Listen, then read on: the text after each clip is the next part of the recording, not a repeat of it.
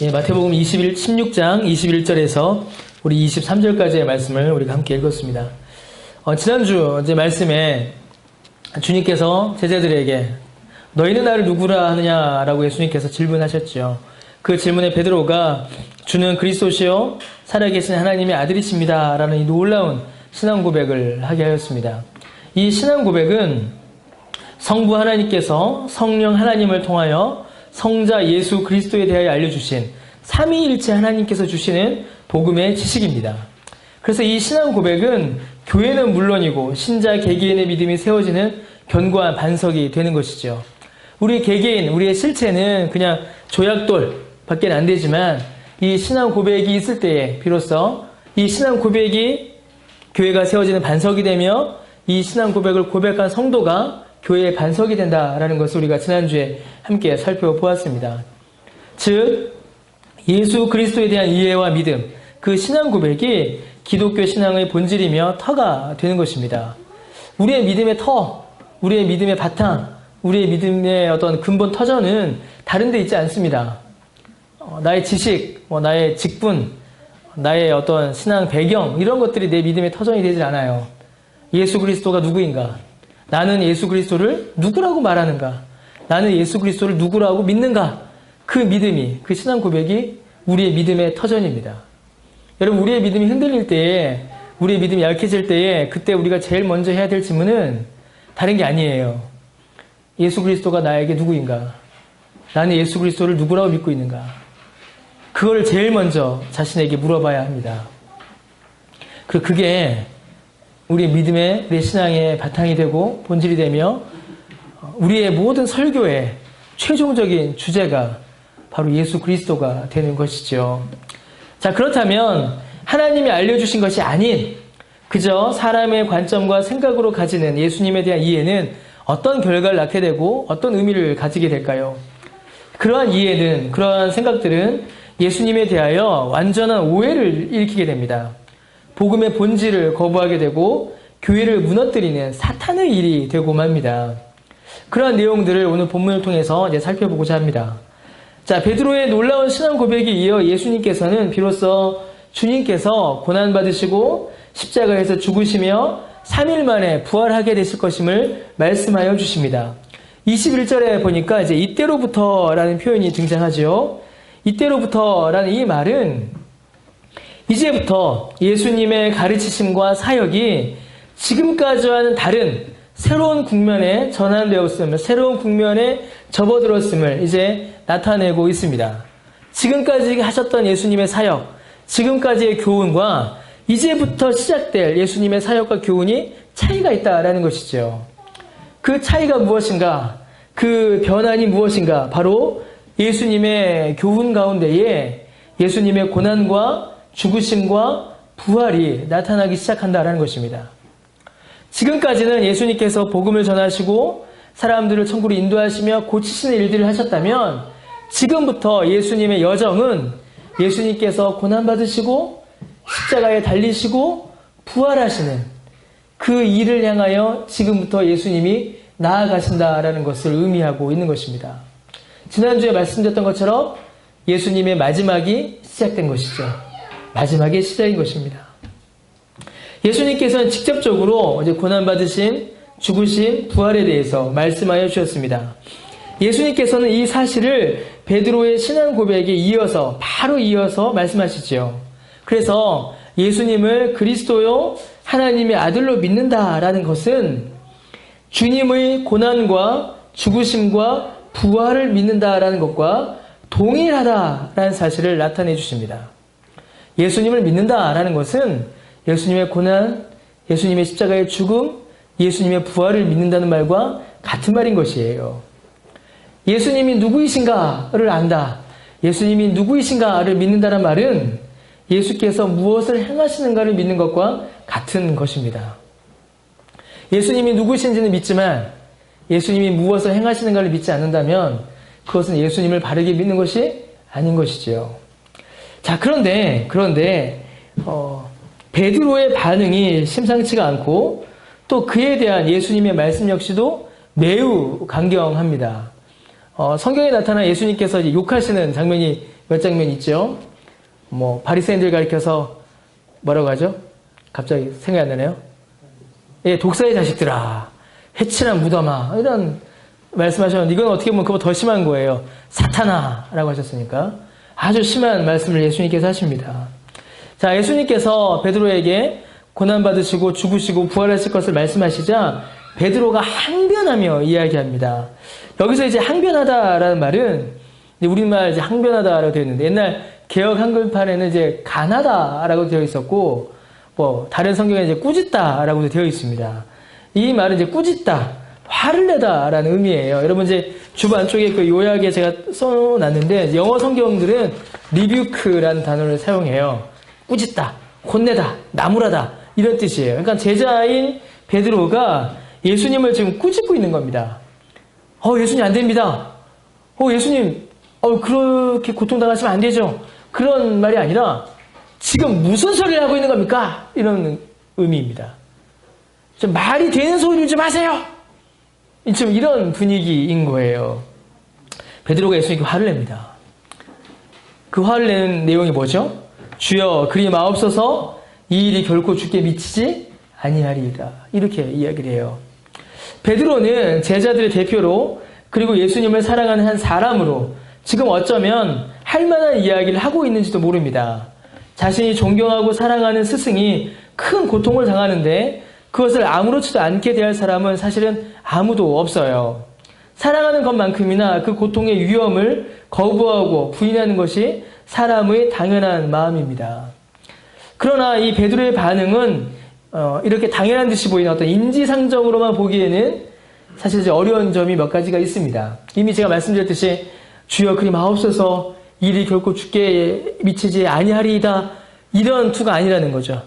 그렇죠? 마태가 뭐라고 기억합니까? 꾸짖었다라고 합니다.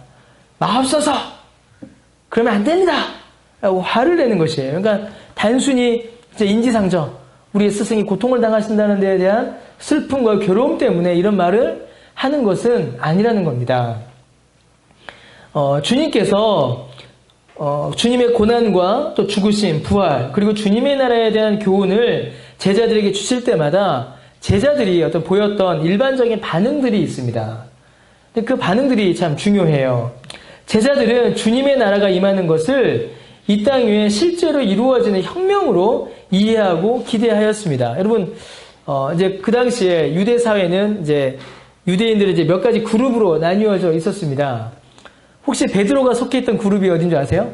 지금은 이제 정당처럼 그 당시 이제 유대인들이 이제 몇 그룹으로 나뉘어 있었는데 베드로가 어디에 끼어 있었을까요? 힌트를 드릴까요? 스타크래프트입니다. 예, 질럿이죠, 질럿. 예, 저그가 아니라 질럿이죠. 예. 질럿이라는 말 자체가 이제 열심당이라는 뜻이에요. 열심당, 과격한다는 뜻인데 베드로는 열심당 소속이었습니다. 곧 무력혁명으로 로마로부터 이스라엘의 독립을 쟁취하려는 그룹에 속한 자가 바로 이 베드로였어요. 그러니까 베드로만이 아니라 사실 이제 베드로의 형제, 그리고 베드로 외의 그 제자들 중에도 이 열심당에 속한 자들이 아마 있었을 것입니다. 이게 아주 중요한 의미를 가져요. 베드로가 꿈꿨던 이상, 베드로가 기대하였던 하나님의 나라, 베드로가 기대했던 메시아가 무엇인지를 우리가 추측해 볼 수 있다라는 겁니다. 베드로는, 그리고 제자들의 상당수는 예수님께서 이루실 하나님의 나라가 혁명으로 이루어진다라고 믿었습니다. 예수님께서 다윗과 같은 메시아로 오셨다. 예수님께서 뭐라고 하세요? 내가 다윗의 자손이다 라고 하시잖아요. 그럼 뭐 믿겠습니까? 다윗과 같은 메시아가 왔으면 다윗의 이스라엘과 같은 이스라엘이 세워져야 한다라고 그들은 기대한 것입니다. 예수께서 이를 행하심으로 강대한 나라를 이루어 주실 것을 기대하였고 당연히 그들 역시 왕의 신하로서 높은 자리를 차지할 것을 기대한 것입니다. 그 뭡니까? 그들이 기대한 메시아, 그들이 기대한 예수님은 높아지는 거예요. 여러분, 계속 높아지는 겁니다. 높아지는 것이고 힘을 갖는 것이고 능력을 갖는 것이고 영향력을 확장해 나가는 것입니다. 혁명을 하는 것이고 나라를 새롭게 하는 것이며 잃어버린 나라를 되찾는 것이고 그 강대국 로마와 맞서서 전혀 밀리지 않을 만한 힘을 갖는 나라. 다윗과 솔로몬 때 그 고대 근동 지방을 모두 다 지배하였듯이 그런 강력한 나라를 회복하는 것, 그것이 바로 베드로와 제자들의 기도였던 겁니다. 그러면 어떻게 될까요? 내가 따르는 메시아인 주님이 높아지니까 예수님과 가까이 했던 나도 어떻게 되겠어요? 함께 높아지는 것이죠. 그러니까 베드로의 생각, 제자들의 생각 가운데에 메시아의 자리와 메시아를 따르는 자의 자리는 높은 자리였습니다. 힘 있는 자리였어요. 강력한 자리였습니다. 그들은 그것을 기대한 것입니다. 그런데 그 예수님이 고난받고 죽으신다. 망하는 거죠. 완전히 망하는 것입니다. 예수님이 퇴락하는 것이에요. 주저앉는 것이고 낮아지는 것입니다. 그러면 예수님과 연결되어 있는 자기들은 또 어떻게 될까요? 자기들 역시 낮아지게 되는 것이죠. 그들의 미래 또한 어둡게 느껴졌을 것입니다. 가장 높은 메시아, 가장 높아져야 할 메시아가 가장 낮은 자리로 내려간다는 것은 그들은 결코 이해할 수 없는 내용이었습니다. 여러분, 이게 바로 유대인들이 예수님을 거부한 이유 중에 하나였어요. 바리새인들, 그 밖에 많은 유대인들이 예수님을 받아들이지 못했습니다. 왜요? 그들이 생각한 메시아는 높은 메시아였습니다. 높은 자리에 올라가는 메시아였어요. 힘을 갖는 메시아였습니다. 그런데 고난을 당하고 죽임을 당한다. 받아들일 수 없었던 것이죠. 그리고 그들과 예수님과 함께한 자기들 역시도 그 미래가 암울해진 것입니다. 그것만이 아니었어요. 그것만이 아니었습니다. 수제자라고 하는 베드로를 비롯하여 모든 제자들에게 예수님께서 직접 죽으심과 고난과 죽으심과 부활하심을 가르쳤음에도 불구하고 실제로 예수님께서 고난받으시고 부활하셨을 때 그때 제자들의 모습을 보면 정말로 실망스럽습니다. 예수님께서 십자가에 달려 돌아가실 때에 제자들이 어떻게 했죠? 전부 다 도망갔습니다. 전부 다 도망갔습니다. 예수님이 십자가 달려가서 숨을 끊어지는 것, 예수님을 십자가에서 내리는 것, 예수님을 무덤에 장사하는 것, 그 어디 하나에도 제자들 나타나지 않습니다. 다 도망갔어요. 수제자라고 자랑하던 베드로, 내가 예수님의 오른팔이다라고 자랑하던 예수님은 무려 3번이나 예수님을 부인하였습니다. 그럼 예수님께서 부활하셨을 때는 어떻게 됐을까요? 예수님께서 부활하셨을 때에도 그들은 여전히 다가올 미래에 대해 전전긍긍하고 있었고 부활의 소식을 전해 들었을 때에도 그것을 믿지 못하고 의심하기까지 했습니다. 진짜 돌멩이 같은 것들이에요. 하나 쓰잘데기 없는 것들입니다. 정말로 그런 모습밖에 되지 않은 자들이었어요. 근데 여러분, 그게 우리 모습이에요. 그게 우리 모습입니다. 여러분, 그들이 보기에는 십자가는 비참한 고통이고 부활은 허망하고 헛된 기대였습니다. 그래서 본문을 보면 어때요? 베드로가 예수님의 말씀을 끝까지 안 들어요. 예수님이 분명히 뭐라고 하십니까? 고난받으시고 죽으시고 마지막에 뭐가 있어요? 부활. 근데 베드로는 부활 못 들어요. 부활 못 듣습니다. 그냥 낮아진다, 망한다, 이것만 듣고 있는 것입니다. 예수님의 말씀을 있는 그대로 듣지 못하는 것이에요. 기대하지도 못하는 것이지요. 이에 대하여 바울이 고린도전서 1장 18절에 명확하게 설명합니다. 십자가의 도가 멸망하는 자들에게는 미련한 것이다. 여러분, 사람의 눈으로 보기에는, 사람의 생각과 사람의 판단과 사람의 가치관으로 보기에는 예수님의 십자가와 예수님의 부활은 미련한 것입니다. 말이 안 되는 것이에요. 여러분, 세상 사람들이 복음을 조롱할 때 이 십자가와 부활을 조롱합니다. 어떻게 조롱하죠? 십자가는 끔찍한 형틀인데 거기에 달려 죽은 죄인을 너희는 믿는가? 이렇게 조롱합니다. 부활, 죽은 자가 살아나는 부활은 결코 일어날 수 없는 것인데 너희는 어떻게 그런 헛되고 거짓된 것을 믿는가? 이렇게 조롱합니다. 세상 사람들이 가지고 있는 복음에 대한 오해를 제자들 역시 그때 그대로 가지고 있었던 것입니다. 여러분, 이러한 자세, 이러한 태도, 이러한 반응은 오늘날 복음을 대하는 많은 사람들에게도 그대로 나타납니다. 방금 말씀드렸던 것처럼 사람들은 십자가를 거부합니다.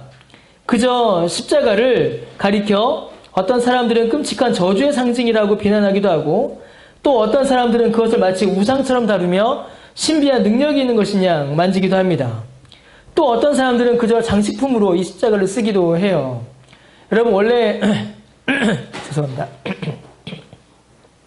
원래 그 예수라는 이름은 유대 사회에서 굉장히 흔한 이름이었다라고 해요. 그런데 예수님 이후로 이 예수라는 이름이 유대 사회에서 사라졌다라고 합니다. 두 가지 이유 때문이죠. 첫 번째로 예수님을 믿지 않는 사람들은 이 예수라는 이름이 무슨 이름이 될까요? 저주의 이름이 되는 겁니다. 지금으로 이야기하면 신창원 뭐 이런 이름이 되는 거예요. 김일성 뭐 이렇게 되는 거죠. 그런 이름이 되고 만 거예요. 그러니까 예수님 이후에는 예수님을 믿지 않는 사람들은 이 이름을 쓰지 않았습니다. 저주의 이름이요, 심판의 이름이요, 멸망하는 이름이기 때문이죠. 예수님을 믿는 사람들도 이 이름을 쓰지 않았어요. 왜요? 제가 우리 선우 지금 아무리 사랑한다고 선우에게 예수야 이러겠습니까? 예수 너 이리 와봐, 너 한 대 맞아야겠어. 이러겠어요 제가? 예수 너 말 안 들어? 이럴 수는 없잖아요. 예수님을 믿는 사람들에게는 구주의 이름이기 때문에 더 이상 예수라는 이름을 쓰지 않았다라고 해요. 그러니까 예수님 이후에 예수라는 이름이 유대사회에서 사라졌다라고 합니다.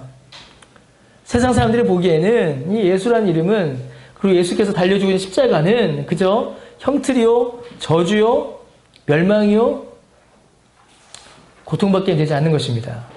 그러니까 십자가를 사람들이 거부하죠. 십자가를 거부하는 것이에요. 그러나 여러분, 십자가는 그리스도의 고난과 죽으심을 우리에게 보여줍니다.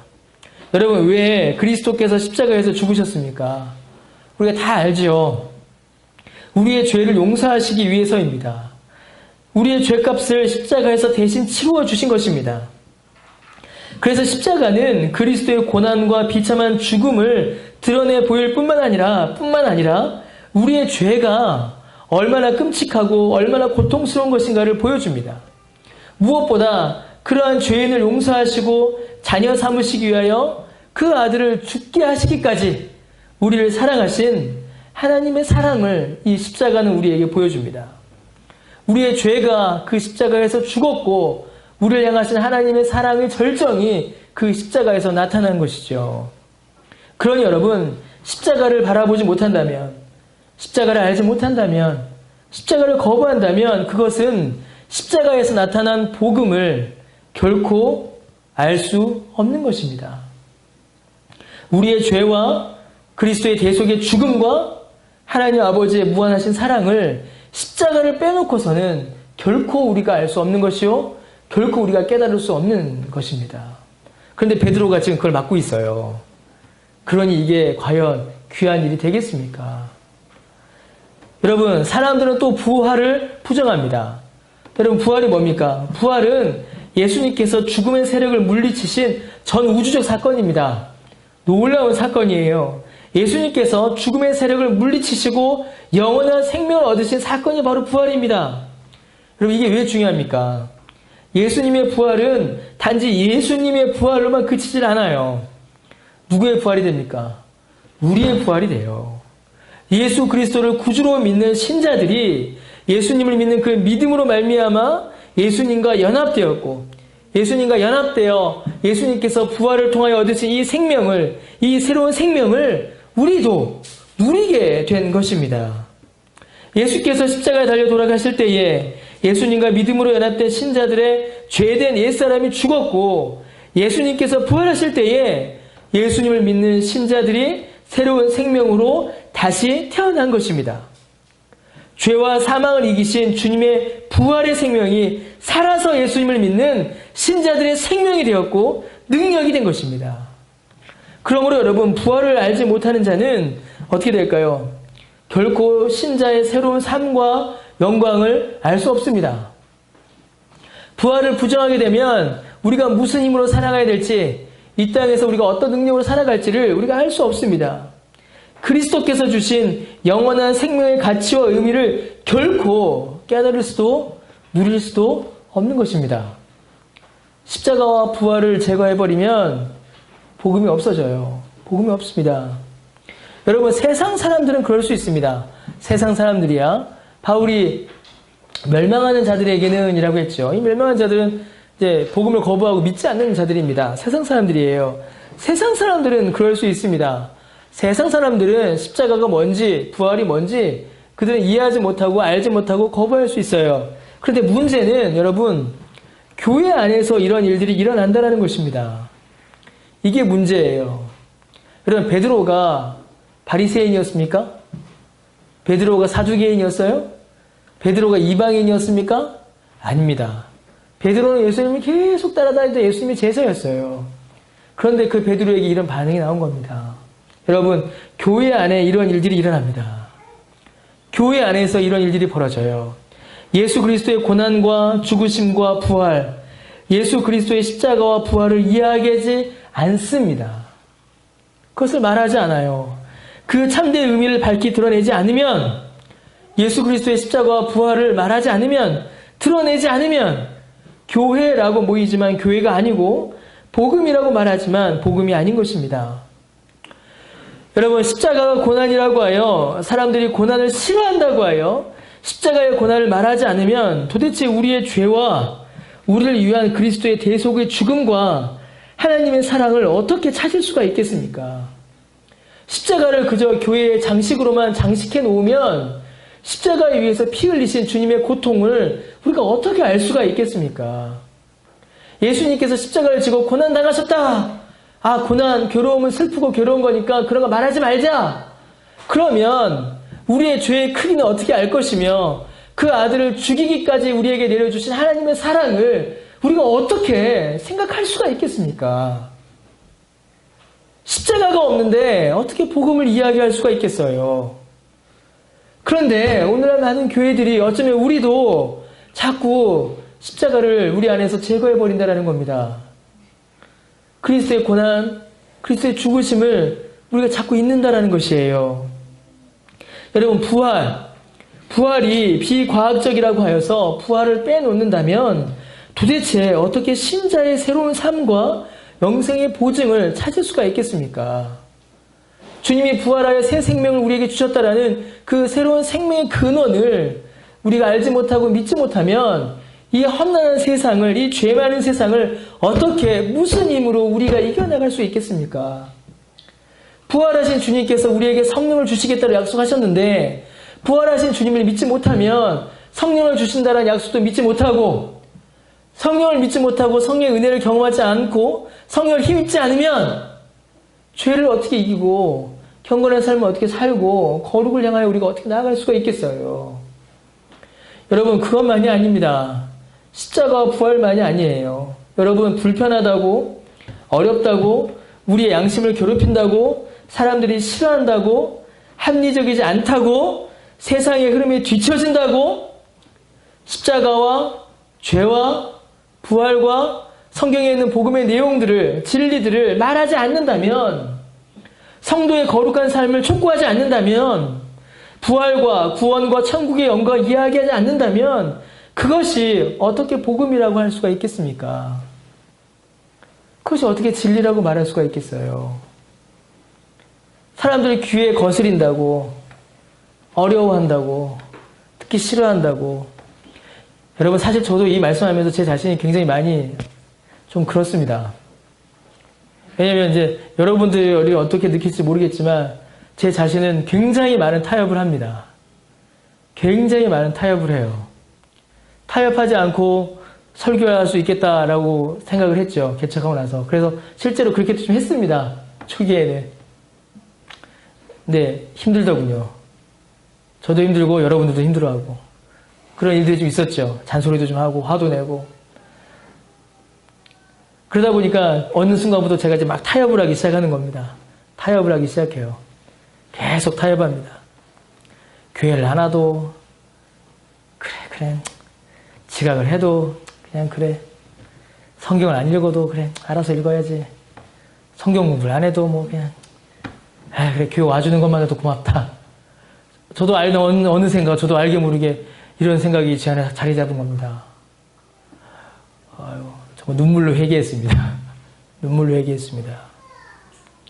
제가 우리 선우지우를 사랑하는데 선우지우에게 맨날 선우지우 먹고 싶다고 라면만 먹이고 사탕만 먹이고 초콜릿만 먹이면 우리 지우 보세요. 벌써 아토피 났잖아요. 여기. 쟤들을 망하게 하는 것이지 그게 쟤들을 살리는 거겠습니까? 얼마나 많은 타협을 하는지 모릅니다. 제가 참 죄송해요. 여러분께 죄송하고 하나님 앞에 죄송해요. 물론 이제 지혜가 있어야겠죠. 지혜롭게 어려운 것을 쉽게 설명하려 하고 또 성도들의 마음을 돌봐야 되는 것들 분명히 필요하고 은혜의 복음을 전하는 것도 분명히 있어야 돼요. 하지만 그저 어렵다고, 불편하다고, 마음을 괴롭힌다고, 싫어한다고, 합리적이지 않다고, 세상은 다 이렇게 가는데 왜 세상을 따라가지 않냐고 뒤처진다고 성경에 있는 내용들을 타협하여 전하지 않는다면 저는 죄를 짓는 것이고 여러분에게 복음을 제대로 전하지 않는 것입니다. 사탄적인 것이에요. 베드로가 들었던 그 사탄이라는 책망은 죄송합니다. 제게도 주어지는 겁니다. 죄송합니다. 여러분, 예수 그리스도의 십자가와 부활을 빼면 과연 기독교의 복음 중에 무엇이 얼마나 남을 수가 있겠습니까? 무엇이 남을 수가 있겠어요? 아무것도 남지 않습니다. 그것은 기독교가 아닙니다. 여러분, 예수님께서는 그러한 베드로의 대답에 강하게 질책하십니다. 그 질책의 내용이 많이 무서워요. 주님께서는 베드로를 향하여 사탄아! 라고 하세요. 뒤로 물러가라! 너는 나를 넘어지게 하는 자로다! 라고 말씀하십니다. 예수님을 구주요 하나님으로 믿고 고백하는 바른 신앙 고백은 교회를 세우는 반석이 됩니다. 그러나 거짓 복음, 거짓 진리, 그리스도의 십자가와 부활이 없는 믿음, 거짓 복음은, 그러한 가르침은 오히려 교회를 무너뜨리는 사탄의 도구일 뿐입니다. 주님께서는 베드로에게 하나님의 일을 생각하지 않고 도리어 사람의 일을 생각한다라고 말씀하십니다. 성경에서, 교회에서, 우리의 믿음에서 하나님의 일을 제거하고 오직 사람의 일들로만 채우는 것, 그것이 바로 사탄의 일이에요. 별게 아닙니다. 성경을 지워버리고 하나님의 말씀을 지워버리고 그 자리에 내가 있는 것, 그 자리에 세상이 있는 것, 그것이 바로 사탄의 일입니다. 여러분, 하나님의 일이란 무엇일까요? 그리스도이시며 하나님이신 예수께서 그 사역을 완수하시는 것, 그것이 하나님의 일입니다. 예수님이 자기 백성의 주요 왕이 되셔서 다스리는 것입니다. 이를 통해 죄인을 구원하시는 것이며 이를 통해 하나님의 나라가 이 땅 가운데 이루어지는 것, 그것이 바로 하나님의 일이죠. 하나님의 일은 예수 그리스도의 십자가이며 예수 그리스도의 부활이며 그분의 나라입니다. 그렇다면 여러분, 사람의 일이란 무엇일까요? 우리가 이미 앞에서 살펴본 것 같습니다. 사람의 일은 고난도 싫어하는 겁니다. 사람의 일은 십자가도 버리는 것이에요. 사람의 일은 부활도 부정하는 것입니다. 사람의 일은 주의 말씀 따르기를 거부하는 것이에요. 사람의 일은 예수가 주인이 되는 것이 아니라 내가 주인이 되는 것입니다. 그저 이 땅에서의 만족이며 이 땅에서의 성공입니다. 고통스러운 십자가도 버리고 말도 안 되는 부활도 부정하고 내 재미, 내 즐거움, 내 쾌락, 끊어버려야 하는 거룩한 삶도 버리고 예수 그리스도를 구주로 믿지 않고 예수 그리스도를 왕으로 섬기지 않고 그저 예수 그리스도를 램프의 요정 지니처럼 내 소원 성취하기 위해 이용해 먹는 것, 그게 바로 세상의 일입니다. 그게 바로 세상의 일인 것이에요. 여러분, 사랑하는 우리 열매 맺는 교회 성도 여러분, 참으로 교회를 무너뜨리는 것이 뭘까요? 여러분, 무엇이 참으로 교회를 무너뜨릴까요? 참으로 교회와 신자를 무너뜨리는 것, 이게 뭘까요? 제가 이제 개척하고 나서 이제 막 오면서 제가 느낀 것 중에 하나가 참 관계가 중요하구나라는 걸 되게 많이 느꼈습니다. 관계가 중요하구나. 사람 사이의 관계의 어려움이 교회를 매우 힘들게 하고 신자의 신앙생활도 어렵게 하는 것을 종종 봤습니다. 종종 또 보게 돼요. 그러나 여러분, 관계의 어려움은 교회를 옮기는 일은 일어나지만 교회를 무너뜨리지는 못해요. 교회를 옮길 수 있습니다. 아, 저 사람 보기 싫다. 저 사람 싫다. 그럼 어떻게 옮겨야죠? 어떻게 하겠습니까? 공동체가 싫고 공동체가 밉고 공동체를 볼 때마다 짜증이 나는데, 관계가 깨어지면 교회를 옮길 수는 있지만 교회가 무너지진 않아요. 우리 교회만 교회입니까? 안 그래? 열매 맺는 교회만 교회? 아니에요. 교회 얼마나 많습니까? 성지교회도 있고 남절중앙교회도 있고 주변에만 교회가 얼마나 많아요. 관계가 깨어지는 것은 교회를 무너뜨리지 않아요. 신앙을 무너뜨리지도 않습니다. 잠시 힘들긴 하지만 넘어갈 수 있습니다. 그렇다면 여러분, 박해가 교회를 무너뜨릴까요? 박해? 막 핍박하고 박해받고 그러나 여러분, 교회는 박해당할 때에 세상의 조롱과 미움과 갈시를 받을 때 교회는 오히려 더욱더 정결해집니다. 아주 신기해요. 교회는 오히려 더욱더 정결해지고 천국의 소망을 더욱더 분명히 합니다. 교회 역사가 그것을 기록해요. 히브리서 보십시오. 히브리서는 정말 신약 성경의 신학의 종합이에요. 히브리서는 구약의 종합이고 복음의 아주 총합이 히브리서에 있습니다. 그 신약 중에 제일 어려운 책이 히브리서예요. 근데 그 어려운 히브리서, 그게 언제 쓰여졌어요? 로마에서 박해받던 그리스도인들 위해 쓰여진 겁니다. 초대교회 역사들, 한국교회 초기 역사들, 그리고 저 역시도, 저 개인 역시도 저희 아버지께서 교회 간다고 막 혼내시고 성경책 찍고 막 술 이만큼 취하셔가지고 교회 오셔갖고 이수환이 나와! 막 이랬을 때, 그때 저는 얼마나 열심히 기도하고 막 학교 마치면 교회 가서 기도하고 아침에 눈 뜨자마자 성경 6장씩 읽고 그랬어요. 박해당할 때에 오히려 교회와 신자는 더 정결해집니다. 더 천국 소망이 분명해져요. 편안한 신앙생활이 항상 좋은 것만 아니에요, 여러분. 그러면 이슬람이나 불교, 타종교들 혹은 이단들이 교회를 무너뜨릴까요, 여러분? 그렇지 않습니다. 그렇지 않아요. 만약 그랬다면 교회가 예수님 승천하신 이후 2000년이나 존재할 수 없었습니다. 이슬람 교회를 못 무너뜨려요. 벌써 무너졌죠. 이슬람이 교회를 무너뜨릴 것 같았으면은 중세 때 사라졌죠. 그러나 교회는 살아남아있고 지금도 유지되고 있습니다. 오히려 이단들, 그리고 타종교의 갈등과 어려움은 교회가 더욱더 진리를 분명히 할 수 있도록 했어요.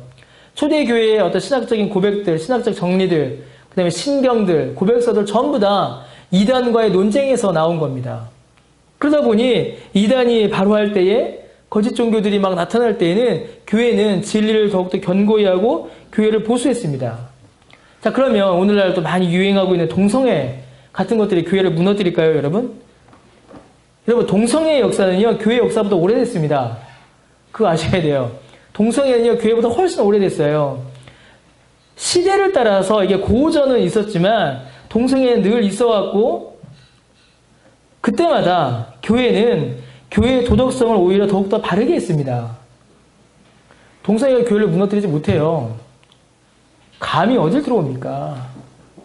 교회는 그때마다 교회의 윤리적, 도덕적 정결함을 교회는 더욱더 새롭게 했습니다. 그러면 죄가 교회를 무너뜨릴까요? 죄가 여러분의 신앙을 무너뜨릴까요? 순서가 바뀌었죠. 교회와 여러분의 신앙이 죄를 무너뜨렸죠. 그거 바뀐 겁니다. 여러분, 죄는 물론 심각한 죄가 교회를 어지럽히고 우리의 믿음을 무너뜨릴 때, 그리고 우리의 믿음을 좀 흔들 때도 분명히 있습니다. 큰 죄에 빠져서 하나님 뵙기에도 창피하고 교회 오기도 창피한 그럴 때 생겨요. 그러나 여러분, 신자의 죄는 결코 신자를 넘어뜨릴 수 없습니다. 죄 자체로 남아있을 수가 없어요. 왜 그렇습니까? 성령께서 그 양심을 율법을 통하여 끊임없이 건드시고 자극하셔서 결국 신자는 예수 그리스도 앞에 나와 회개하도록 하시고 회개할 영혼을 회복시키십니다. 다윗이 그랬죠. 바울이 그랬습니다. 그리고 저와 여러분이 그 은혜를 경험한 자들입니다. 죄가 만약에 우리 안에 그대로 남아있다면, 죄의 영향력이 그대로 우리에게 있었다면 우리가 어떻게 교회에 올 수 있겠어요? 우리가 어떻게 하나님 앞에 나와 예배할 수 있겠습니까? 어제 여러분이 지은 죄, 그저께 여러분이 지은 죄, 심지어 오늘 아침에 여러분 지은 그 죄가 지금도 여러분을 여전히 다스리고 있다면, 그 영향력에서 여러분이 벗어나지 못했다면 어떻게 하나님 앞에 나올 수 있겠습니까? 죄도 교회와 신자를 무너뜨리지 못합니다. 무너뜨리지 못해요. 교회 밖에서 일어나는 일들은 교회를 무너뜨리지 못합니다. 오히려 모든 것이 합력하여 선을 이루어버려요. 이게 은혜입니다. 선을 이루어버립니다. 박해받으면 천국 소망 더욱더 분명해지고, 이단과 거짓 종교들이 도전하면 진리를 더욱더 견고하게 하고, 죄를 지으면 주 앞에 눈물로 회개하여 회복하는 일들이 벌어집니다. 외부에서 오는 것들은 무너뜨리지 못해요. 근데 문제는 뭡니까? 문제는 교회를 무너뜨리는 것은 교회 안에 있는 거짓 복음입니다. 교회 안에 들어와 있는 거짓 진리예요. 복음인 것처럼 보이지만 복음이 아닌 다른 복음들이 교회를 무너뜨립니다. 어떻게 알 수 있어요? 이것이 거짓 복음이다. 이것이 거짓 진리다. 이것이 다른 복음이다. 어떻게 알 수 있겠습니까? 여러분, 단순합니다. 아주 단순해요. 예수 그리스도의 십자가를 이야기하지 않고 예수 그리스도의 부활을 더 이상 말하지 않으면 그것은 거짓 복음입니다. 그것은 다른 복음이에요. 그것은 거짓 진리입니다. 우리를 구원하시는 하나님의 일이 아니라 우리의 만족과 유익을 최우선으로 삼는 사람의 일을 우선하고 그것을 조장하고 그것이 복음이라고 가르치는 거짓 복음이 교회를 무너뜨립니다. 십자가를 말하지 않으면 거짓 복음이에요. 십자가 안에 무엇이 있습니까? 우리의 죄가 있고 예수 그리스도의 대속의 죽음이 있고 우리를 향하신 하나님의 사랑이 있습니다.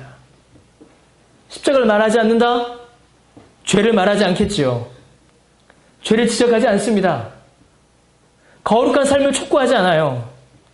하나님의 능력과 사랑을 의지하지 않게 합니다.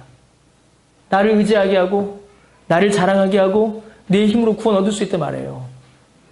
부활을 말하지 않습니다. 부활이 뭐죠? 우리의 새 생명입니다. 부활이 우리의 새로운 능력이에요. 예수 그리스도가 나의 힘이 되시는 겁니다. 그런데 부활을 말하지 않으면 무엇을 말하겠습니까? 그 자리에 무엇을 놓겠어요? 세상의 힘을 놓고 세상의 원리를 놓고 세상의 능력을 놓고 내 힘과 내 능력을 놓는 것입니다. 복음이 사라져 버리는 것이죠. 복음이 없어져 버리는 것입니다. 예수 그리스도와 하나님의 나라가 아니라 나와 나의 나라만 남게 되는 것이에요. 그런데 교회가 그것을 조장할 때가 있다는 겁니다. 교회 안에 그런 복음이 들어와 버렸다는 것이에요. 십자가 없이도 부활이 없이도 결국 예수 그리스도가 없어도 얼마든지 우리가 잘 살 수 있고 가치 있는 삶을 살 수 있고 하나님과 화해할 수도 있고 구원받을 수도 있고 천국에 갈 수도 있다라고 가르치는 그 거짓 복음이 교회와 우리 개개인의 신앙을 무너뜨립니다. 예수 그리스도 없어도 잘 믿을 수 있다. 예수 그리스도 없어도 잘 살 수 있다. 예수 그리스도 없어도 죄를 이길 수 있다. 예수 그리스도 없어도 된다. 그건 복음이 아니죠. 결코 복음이 아닙니다. 그래서 여러분, 궁극적으로 모든 설교의 궁극적 주제는 예수 그리스도의 복음이어야 합니다. 예수 그리스도의 복음이어야 하고 예수 그리스도의 복음만이 드러나야 합니다. 저 개인적으로는, 제 개인적인 얘기를 해서 죄송한데, 제 개인적으로는 그렇게 설교하려고 합니다. 그게 제 설교의 목표예요. 어느 날 교인 중에 한 명이 저한테 알겠대요. 뭘 알겠냐? 그러니까 목사님 설교는 끝에만 들으면 된대요. 왜? 그러니까 결론이 항상 똑같기 때문에 끝에만 들어도 된대요. 가만히 생각해보니까 맞아요. 맞아요. 맞아요. 뭐로 이렇게 본물 잡고 이렇게 해도 이렇게 가도 그냥 결국에는 이렇게 가도 결국에는 이렇게 가도 결국에는 성경이 그렇게 이야기하니까요. 성경이 그렇게 이야기하니까요. 여러분, 우리 교회는 지금 어떤 모습입니까? 우리 교회는 여러분의 개개인의 신앙은 어떻습니까? 여러분 개개인의 신앙은 여러분 십자가를 의지하십니까? 십자가를 붙드시나요? 여러분의 모든 죄와 허물을 대신하여 죽으신 예수 그리스도의 그 십자가의 고난을, 그 부활을 여러분 의지하십니까? 여러분의 죄가 그 십자가에서 모두 씻겨졌음을 여러분 믿으십니까? 여러분 예수 그리스도의 부활이 저와 여러분의 새 생명이 되었음을 믿으십니까? 안 믿어요? 믿으세요? 저도 그러면 윤석정 목사처럼 할까요? 믿으시면 아멘 하시고 한번 할까요? 믿으십니까? 예. 이럴 때는 아멘 하셔도 돼요. 아멘 하셔도 됩니다. 여러분 믿으시기를 바랍니다. 예수 그리스도의 부활이 저와 여러분의 새 생명이 되었습니다. 그리스도의 부활로 인하여서 저와 여러분이 새 힘으로 새로운 삶을 살아갈 수 있음을, 이전에는 죄만 쫓아가던 내가 이제는 하나님의 영광을 위하여 사는 신자가 되었음을 여러분 믿으십니까? 여러분 우리 교회는 그 믿음 위에 서 있나요? 여러분의 삶이 그 믿음 위에 서 있습니까? 우리는 견고한 반석 위에 서 있습니까? 아니면 교회를 무너뜨리는 사탄의 손에서 조롱당하고 있습니까? 참 웃기죠? 반석의 반대말은 모래에 받치잖아요. 원래 성경에 보면 반석 위에 지은 집, 모래밭 위에 지은 집인데 예수님은 그렇게 말씀하지 않으세요. 아주 단호하세요. 반석 아니면 뭐예요? 사탄입니다, 지금. 이런 이분법을 쓰세요. 여러분 어떻습니까? 우리는 믿음의 반석 위에, 복음의 반석 위에 여러분의 신앙과 우리 교회를 세워가고 있습니까? 아니면 사탄의 손에 이렇게 사로잡혀서 사탄의 손아귀에서 조롱당하며 내 믿음을, 또 우리 교회를 무너뜨리고 있지는 않습니까? 여러분, 사랑하는 우리 열매 맺는 교회 성도 여러분, 제가 진심으로 사랑하는, 꿈에도 나타나는 우리 열매 맺는 교회 성도 여러분, 예수 그리스도의 십자가를 바라보시기 바랍니다. 예수 그리스도의 십자가를 붙드시길 바랍니다. 예수 그리스도의 부활의 생명을 의지하시길 바랍니다. 예수 그리스도 없이는 우리가 설 수 없습니다. 예수님을 의지하고 예수님을 붙잡으시기 바랍니다. 바로 거기에 생명이 있고 은혜가 있습니다. 그 믿음을 사시는 저 여러분, 우리 교회 되기를 진심으로 바랍니다. 기도하겠습니다.